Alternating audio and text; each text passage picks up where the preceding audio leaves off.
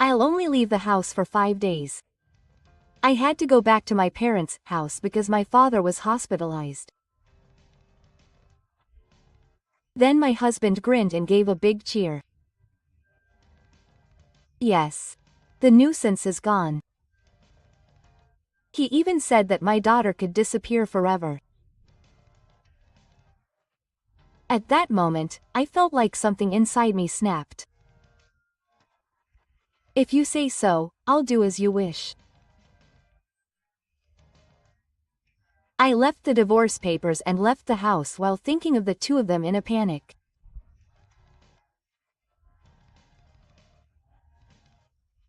Thus began the countdown to their downfall. My husband, who is 6 years older than me, married me when I was 24. I wonder if I could invite my mother over to live with us. My husband wanted to take care of my mother, who had been living alone since her father died. When he asked me, I thought it was wonderful that he was so family-oriented. So we built a house in their workplace and invited my mother's daughter over, and we started living together. My mother-in-law was a very calm and kind person and treated me very well. The following year, our daughter Saya was born, and we felt this unspoiled happiness and believed that it would continue forever. However, when our daughter turned 5 years old, something happened that changed our family's situation. Miko-san suddenly collapsed, became disabled, and needed nursing care. It would be a shame to put her in a facility.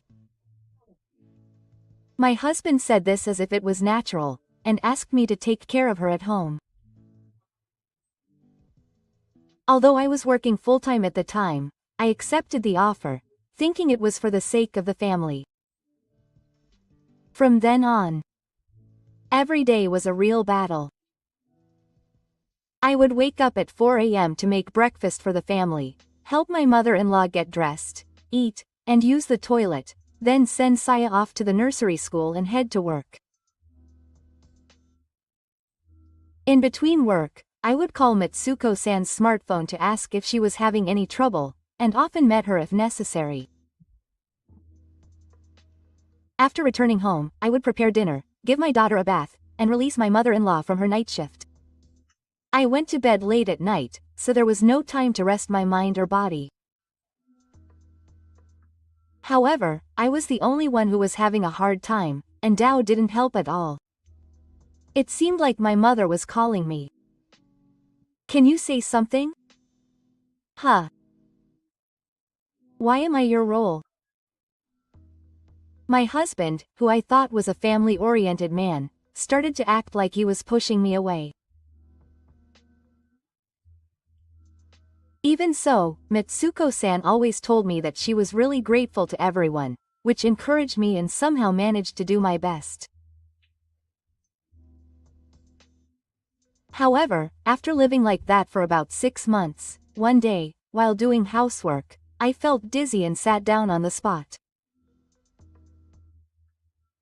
I felt at my limit and complained to him that I would collapse if I continued. Take good care of your health.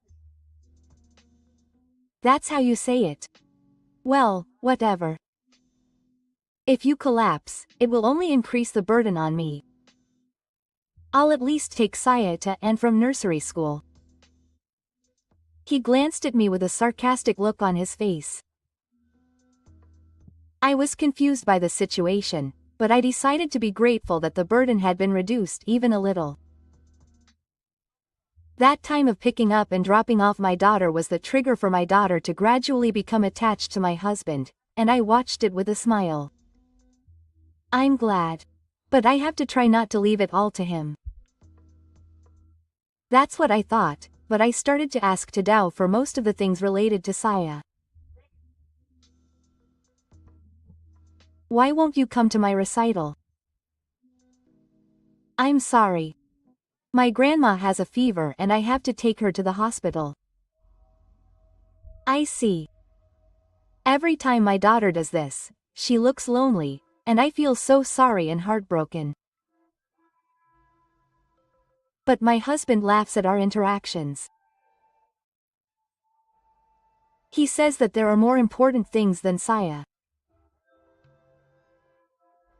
And he whispers things that are not even funny. Don't say that. I immediately warned him, but he would not listen. On the contrary, it seems that he was saying bad things about her even when I was not around.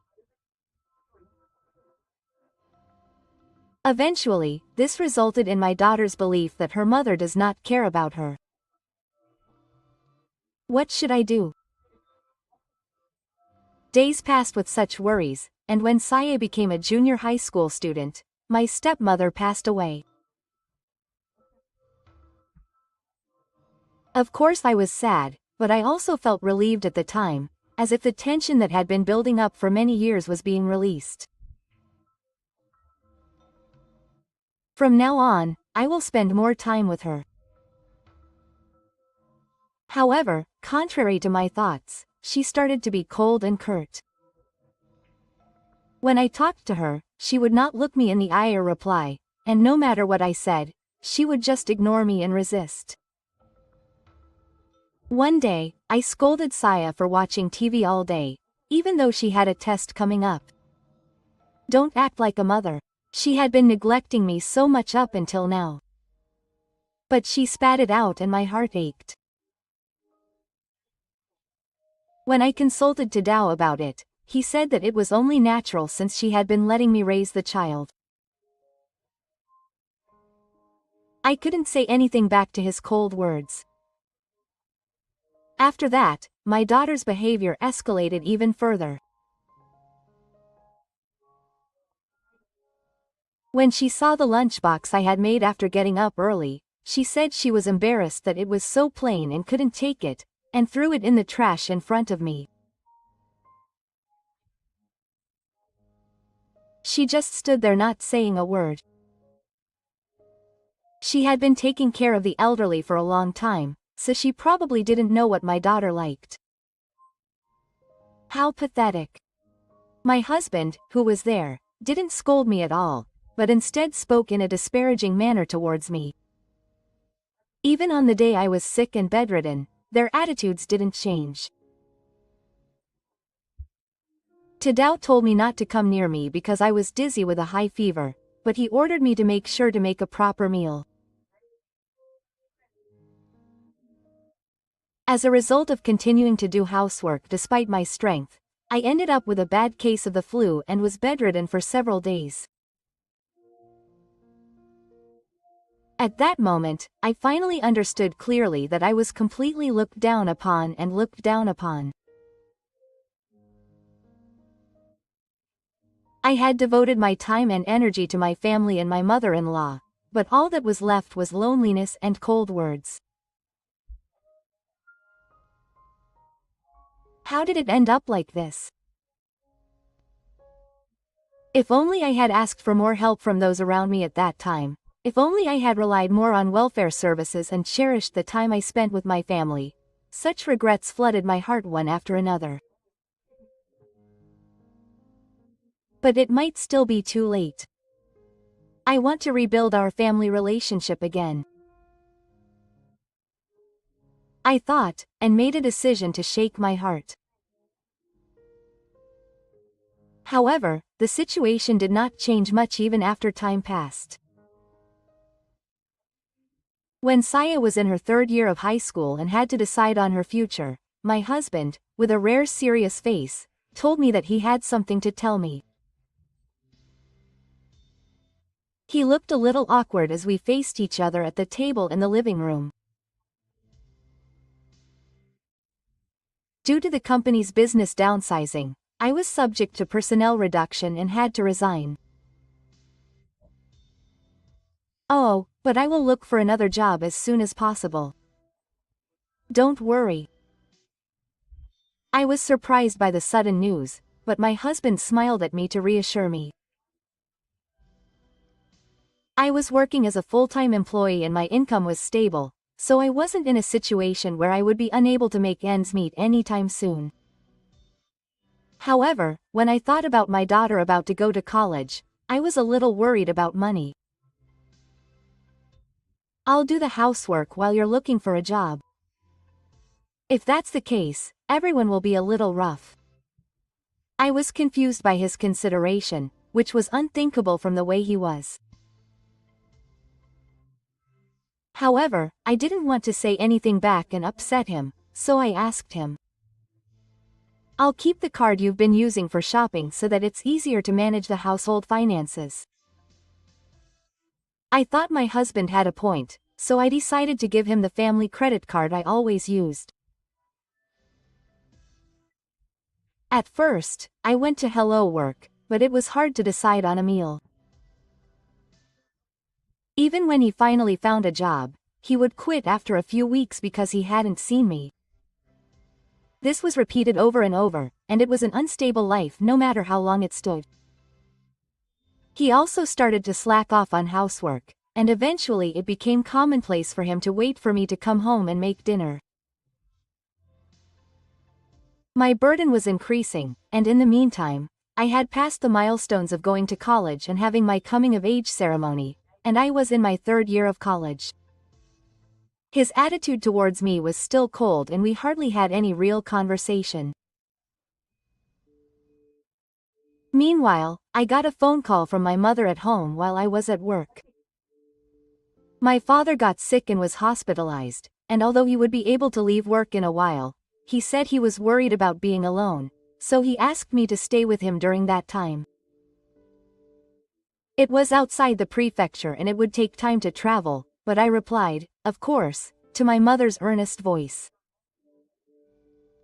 I immediately explained the situation to the company, and I was given leave from the next day, so I hurried home, packed my things, and started preparing.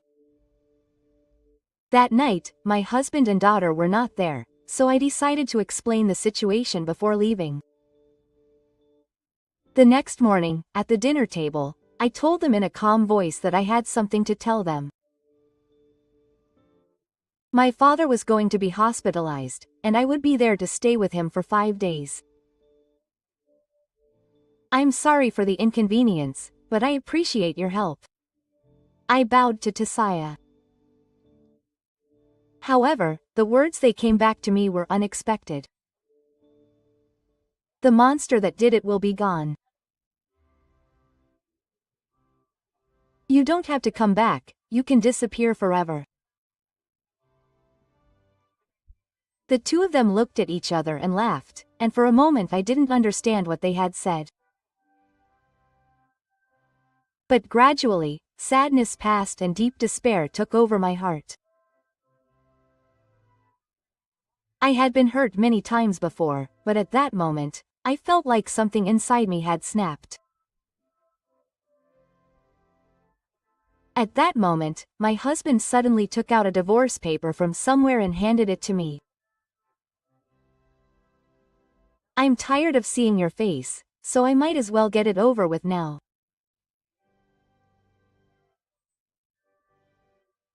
The anger that had been buried deep in my heart overflowed, wondering what this treatment was for me, who had endured and worked so hard for my family for years. I silently accepted the hair and quietly signed. Then I left the house with my luggage, but on the way to the station, I felt like a big hole had opened up in the depths of my heart. When I got to the station and took out my smartphone to check the time, there were many calls from just Okara. I ignored it and bought a ticket, but it vibrated many times, and finally there was a message on the answering machine.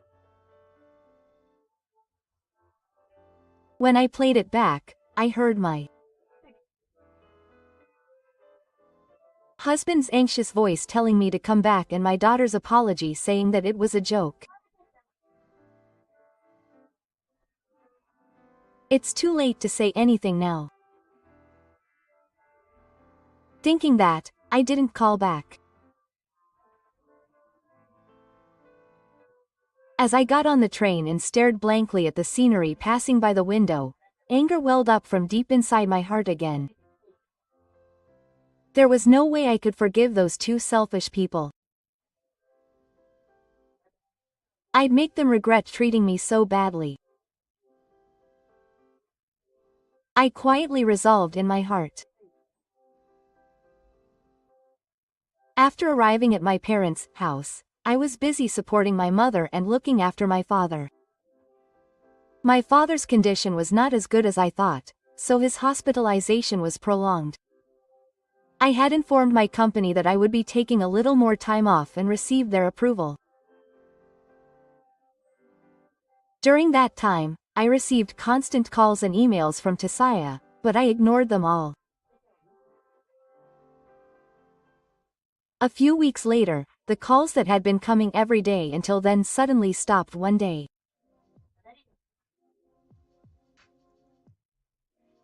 So it was about time, my prediction had come true, and the next day, my husband and daughter came to visit my parents' house without any notice. Suddenly, the doorbell rang, and when I opened the door, there was Saya, who sounded a little tired and looked a little grumpy. "Why aren't you coming back?" He came at me in a strong tone as soon as he saw my face. "Oh, weren't you happy that the nuisance was gone?" I answered quietly, looking at my husband, and he frowned. That was assuming that I could live my life as before. "And yet you looked down and were vague." I laughed coldly in my heart as I watched them. I guess they thought that their lives would not change even if I was gone, but that was a big mistake on their part. In fact, that day, as soon as I left the house, I canceled the family credit card that I had given to my husband. The card was issued in my name and I used it to pay utility bills and for daily shopping. When I arrived at the station, the two of them called me in a panic because they had done some online shopping and realized that it could no longer be used. In addition, while I was at my parents' house, I also canceled all the contracts for electricity, gas, internet, etc. that were in my name. Until my husband was fired from his company, the money was originally deducted from his account. However, after U started to eat out, we decided to switch to a plan that was easier to get to, and at that time, we changed the plan to my name. In other words, most of the things we needed to live were essentially supported by me. She was at her wit's end with a life where she couldn't use her card, the electricity was cut off, and the internet wasn't working, so she finally came to her parents' house. Of course, I had already predicted this development. When I left the house, I took all the documents related to the name change, copies of the contract, and the bare minimum of luggage with me, so that I had no regrets about leaving the house. If you're in that much trouble, why don't you do something about it yourself?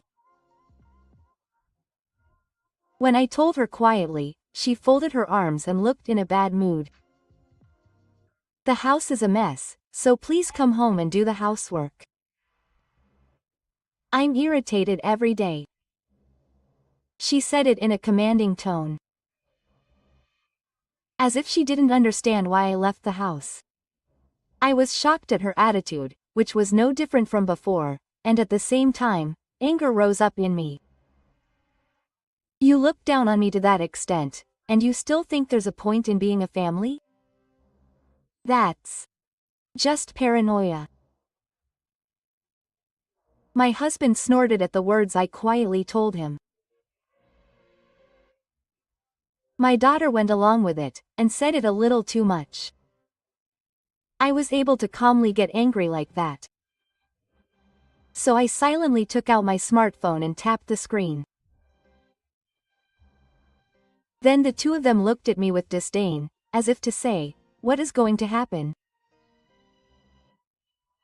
After a while, a conversation started to flow from there. I heard a voice saying, Saya's mom is incompetent, and a laughing voice said, she can't do anything without me.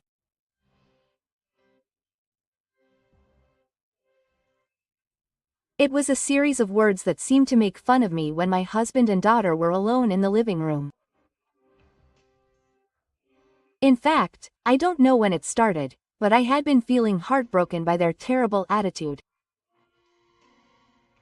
I was worried about what I had done wrong, and I couldn't sleep at night. Because of this, I started to think that it might be better to get away from them little by little.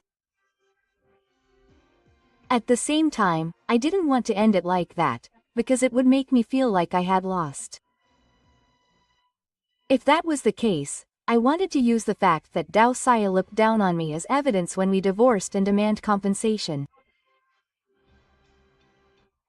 From then on, I pretended not to notice and listened to their conversations while recording them. So even if you guys said something, I endured it. They looked shocked for a moment, and my daughter came to me with her eyes wide open. What is that? We didn't say anything wrong. Dad has been taking care of me since I was little, and even let me leave school. Who was next to my daughter, nodded vigorously at my daughter's argument and looked satisfied. Yes, you don't know anything. I decided to tell my daughter, who has absolute trust in her father, everything. Saya looked confused, and my husband looked at me and occasionally yelled. I guess he wanted me not to reveal the truth, but I no longer have any reason to bother him. I paid all of your college tuition and pocket money. Ever since you were a third-year high school student. There's no way I could believe that. Don't be ridiculous. Your father was fired from his company, and after that he didn't work a set meal, and he was working from one job to another for several months. All of our living expenses during that time came from my salary. The daughter was speechless and just stared at her. Then, she looked away from her husband, looking awkward. At that time, I thought that my father might be strict, so I didn't tell Saya about my work or money. However, that ended up making them get carried away, and I also regretted and reflected on it. Got it? This is the truth. And yet you guys only saw me as a convenient fire government. That's not true. You treated me like a nuisance and even told me to disappear. With her face down, she didn't say anything, and her daughter also went down. I took a deep breath and quietly thrust some hair in front of the two of them. There were copies of the household bankbook that my husband used on a daily basis, camouflage credit cards, and a large number of receipts lined up when he was alive. This is proof that you guys wasted my money. Just glanced at his appearance, but visibly began to shake in agreement. Saya also looked at him worriedly, as if she had noticed the change in his behavior. Hey, and then you, this brand bag, watch, high-end restaurant. Who did you spend this on? No, the husband looked like he was looking for an excuse, but I looked at him coldly. He was cheating, wasn't he? I displayed a photo on my smartphone and held it out in front of him. The screen showed Dao on a street corner at night, arm in arm with a strange woman, entering a hotel with glittering neon lights. I had suspected his cheating ever since I saw the expenses that were clearly not used for the family, camouflaged on the card. That's why I had committed a crime against my husband a while ago and took a photo as evidence. The blood drained from his face, and his daughter opened her eyes and stared at him. To you, I was just a wallet. Working, doing housework, raising children, and even caring for the elderly, and still cheating without a single word of gratitude, that's terrible. I said it calmly and with emotion. I have already consulted with a lawyer and am ready to request compensation and divide assets, so be prepared. I am not going to let you trample on my life as you please anymore. Wait. It's a misunderstanding. This was just a little lapse of judgment. My husband looked down and said something to try to save the situation. Saya, who saw that, muttered, "You can't be my father. You always say things like your mother is in the wrong, but you're the worst." Hey, why do you say that to your father? I was the one who took care of you when you were little. So what? I really can't believe it. I felt my daughter's eyes turning to me in a completely different way than before. Can you fight with your parents later? More importantly, there's something I want you to write here and now. I said that and took out the divorce papers from the envelope. I signed it the other day, but it seems you haven't submitted it yet, and if I leave it with you, I don't know when I'll be able to get a divorce, so I prepared it myself. Then my husband frowned and said, "It's not something to decide so suddenly. Didn't you say that we should talk about it properly? I really want you to come back." Why is it that I can't live now and I'm in trouble? Then it was as if all those words were a joke. He looked apologetic and said that he was just a little rebellious. He even said that he was a victim who was just deceived by Ono. Mom, you will forgive me, right? Because this man is the only one at fault. With tears in his eyes, he grabbed my arm and appealed to Akira. But I shook my head and shook off her hand. Saya is also in a good mood. Think back on your attitude up until now. Everyone is right. You need to reflect on yourself. So let's start educating our daughter together again from now on. That's impossible. I can't forgive you guys. And I can't think of you as a family anymore. From now on, I'm going to live for myself. Both of their faces clouded over at the same time and collapsed on the spot. Seeing them crying and clinging to me, my heart was not moved. After that, my husband started to complain that he wouldn't divorce me or pay me money, and we ended up fighting at the bottom. Finally, the divorce was finalized, and I received 2 million yen in compensation for infidelity and half of the assets as property division. The house was in his name, so I sold it and paid the money, but my husband was left with the remaining issues. I decided to cut ties with my daughter. She couldn't pay the tuition fees and had to drop out of college. I heard that the two of them live in an old apartment and work from morning to night to make a living, but that doesn't matter to me anymore. Meanwhile, my father, who was in poor health, retired safely. I moved to my parents' house because I needed support in daily life. With the understanding of the company, I was able to work from home, and thankfully I still have the same income as before. I once again felt that every day living for myself is very fulfilling and happy. I would like to continue to live a peaceful and fulfilling life.